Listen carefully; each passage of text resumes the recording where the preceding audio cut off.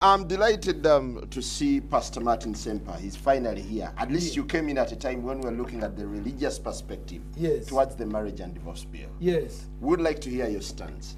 Certainly, I'm grateful for a chance to be here. Good morning, my sister. Morning, Honorable Miriam. And then also, and brothers. Yes, I had Miriam talking about she's a born-again Christian, she's a married woman, and this bill is to help protect marriages.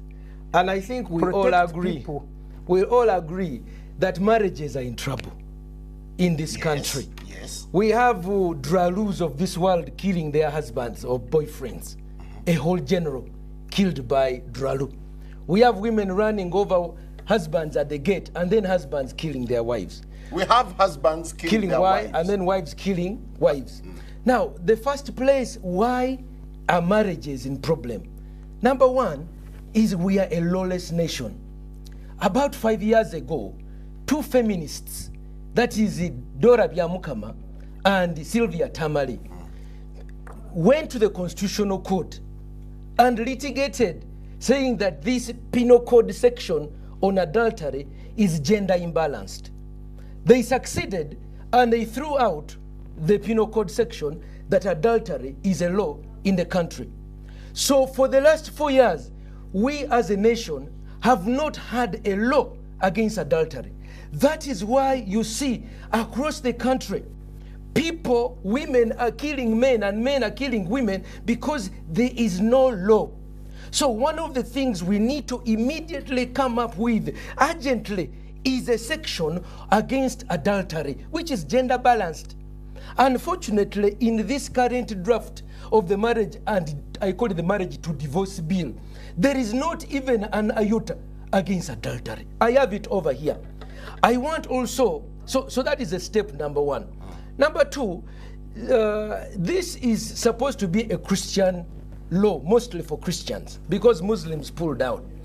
We as Christians have theologians and our biblical guidelines. For example, my sister is here laboring an issue that of marital equality and marriage rape, which I would like to address, and hopefully today I will get an apology from my sister Matembe, because I want to give her data on this issue of marital rape, which will show that this thing is a myth. However, before I get there, we have guidelines of marriage. For example, in Christian marriage, the man is the head of the wife. The husband is the head of the home. They may be equal before God as man and woman, but the roles are different. Therefore, we must protect that biblical teaching. Another one. Where is it enshrined? Excuse me? Where is it enshrined that a man should be the head? 1 Corinthians chapter 10. In the same way Christ is the head of the church, the man is the head of the wife. Ephesians chapter 6. Wives, submit to your husband. Husbands, love your wives as Christ loved them. When you continue in 1 Corinthians chapter 10, women should wear a veil over their head as a symbol of submission, that they are under the headship either of their father or their husband. Which is why on marriage day, when a woman is being given away, I'm sure even Matembe knows this, we ask, who gives this woman to be married? She walks in with the father in hand. You understand? Yes, I do. Because the woman, the authority of the woman is over the father, has authority over the daughter. And when they say, who gives this girl to be married? Either the muko or the father gives the daughter. Then the man who receives the authority is said, now you can open the veil. But you know, these are deep theological issues, which people who are not educated in the spirit things may not be able to understand. I was looking at who are the people backing this bill. And I want to talk about Mifumis. Before you get there, I believe Honorable Miriam Matembe would like to say something. No, she's been here for 30 minutes. No, just give her a couple of minutes to respond. Give me a chance to finish this point. I've heard Miriam Matembe talk about that these men, on this issue of justifying marital rape, that these men, they jump on their women and they are like cows, and the women have just given birth and they just come to them, they even stick inside them. So I said, you know what? They cause fistula, cancer. So I went to Mulago. You understand? Yes. Obstetrics and gynecology.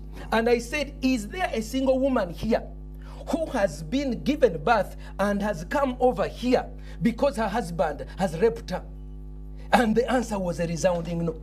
I said, is there a single study that any of these people who are championing this bill can give that such and such a study? Not a single study.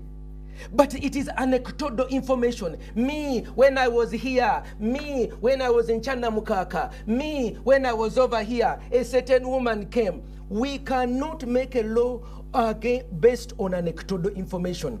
And when they say marriage, that sex without consent is a crime, how do you define consent? Does the husband now need a note to say, okay, here, we are going to have sex? Number two, is there a tender offered? Is there an LOP, an invoice, and a receipt?